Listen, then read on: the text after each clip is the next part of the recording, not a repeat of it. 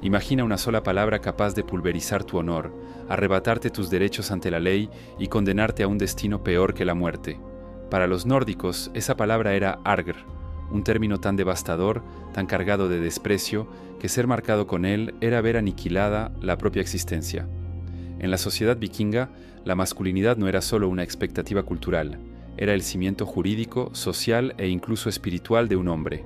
Ser arg, que podría traducirse como afeminado, poco viril o desviado moralmente, no era una simple ofensa. Era una acusación formal y en los antiguos códigos de ley nórdicos, como el Gragas islandés, esto traía consecuencias brutales. La palabra cargaba el peso de comportamientos vistos como una negación directa de los ideales vikingos de valor y honor, cobardía, asumir roles pasivos en relaciones sexuales entre hombres o practicar magia, el seidr, que, aunque común entre mujeres, se consideraba humillante y emasculador para los hombres.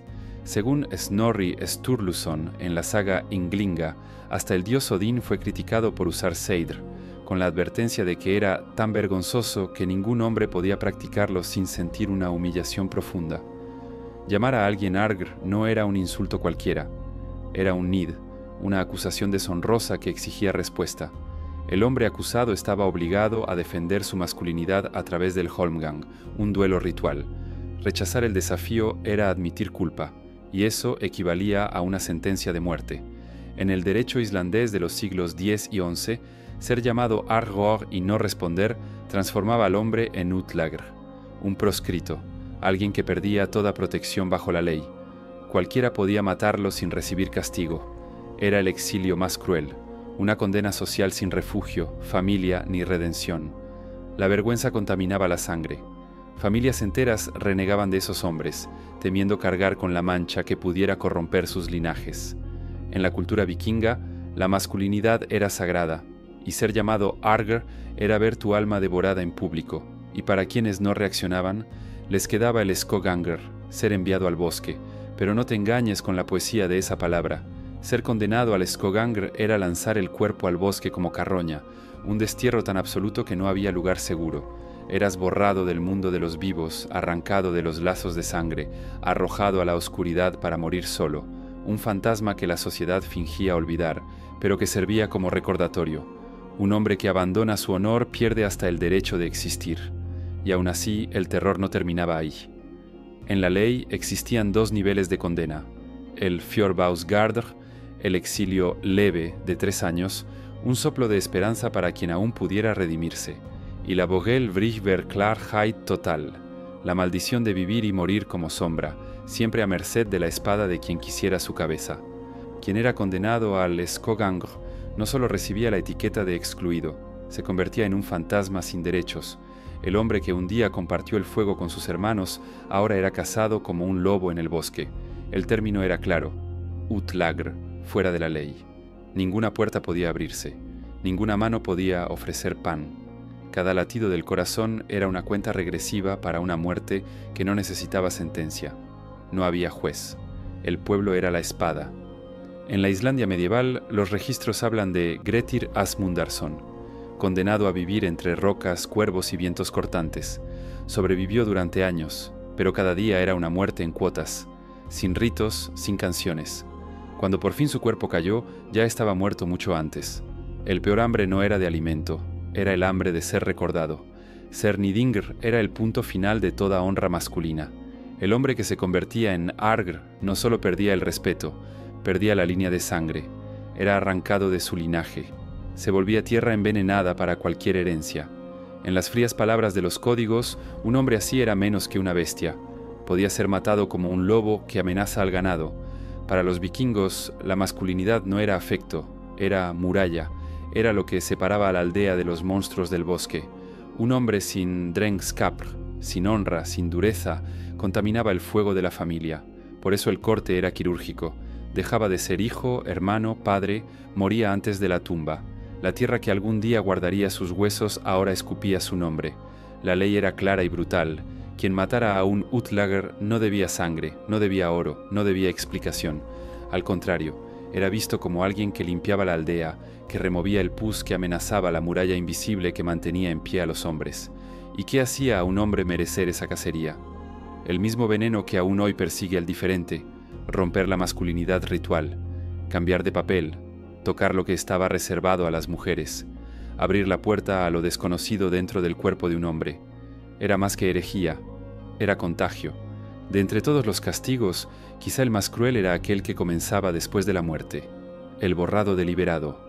Un hombre marcado como Nidingr, el deshonrado, no solo era desterrado de la convivencia con los vivos, era barrido de la memoria de su propia sangre, enterrado en un silencio que consumía generaciones enteras. A diferencia del guerrero caído, cuya saga resonaba en runas y piedras, el Nidingr no merecía verso ni lamento. No era olvidado por descuido, sino por estrategia. En la cultura vikinga, recordar era honrar. Recitar los nombres de los ancestros era levantar murallas de protección contra el olvido, pero un hombre contaminado por el Argre era una grieta en el muro, una fisura capaz de avergonzar a hijos que aún ni siquiera habían nacido. Las genealogías islandesas, tan orgullosas de sus raíces, convertían a estas figuras en fantasmas, omitidas, acortadas, expulsadas de la línea que unía el presente con el pasado. No era solo vergüenza, era defensa. Admitir descendencia de un hombre visto como onmanelik, impuro, pasivo, emasculado, podía costar tierras, matrimonios, alianzas. La sangre quedaba maldita, y para salvar lo que quedaba, la solución era amputar el nombre. La condena del Argon no paraba en la piel, se volvía herencia de silencio. El hombre se convertía en una aparición del propio clan. Nadie rezaba por él, nadie levantaba piedra, nadie susurraba historias junto al fuego. Él era la grieta por donde la honra se escurría y tenía que desaparecer sin dejar rastro. Esa herida revela el núcleo helado de la sociedad vikinga. La honra no era solo un destino individual, era un legado de hierro, vigilado con la misma furia con la que se guardaba la espada. Argar era un virus, y el antídoto era el olvido ritual.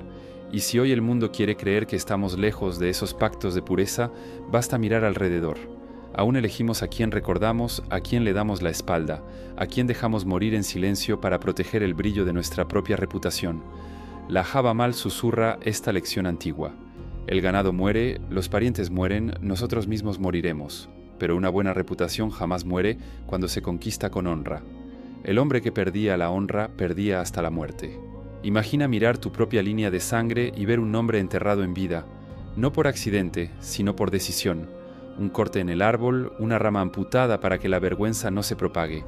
Ese era el precio de romper la muralla, y todavía lo es. Quizá hoy no arrojen tu cuerpo al bosque, pero basta un susurro para condenarte al silencio, un paso en falso para que te llamen débil, desviado, indigno, y quien no defiende su propio nombre termina muriendo antes de caer. Los vikingos lo sabían. Perder la honra no era morir una sola vez, era morir todos los días, olvidado, escupido de la memoria, convertido en un fantasma que nadie recita. Es fácil pensar que eso quedó atrás, congelado en las sagas, pero míralo bien, todavía elegimos a quién recordamos, todavía decidimos a quién enterramos en silencio, así que escucha bien. O levantas tu muralla interna o te dejas cazar por quienes aún creen que la pureza se protege borrando al otro. La vergüenza no es el lobo, es la hoja, y el hierro caliente que marca tu nombre, o lo borra para siempre. Si esto resonó ahí dentro, no te despidas en voz alta. Comenta, yo cargo el nombre que nadie puede borrar. Y recuerda, quien no protege su reputación cava su propio Skogangur. Próximo laberinto está más cerca de lo que crees. Si llegaste hasta aquí es porque aguantas lo que viene.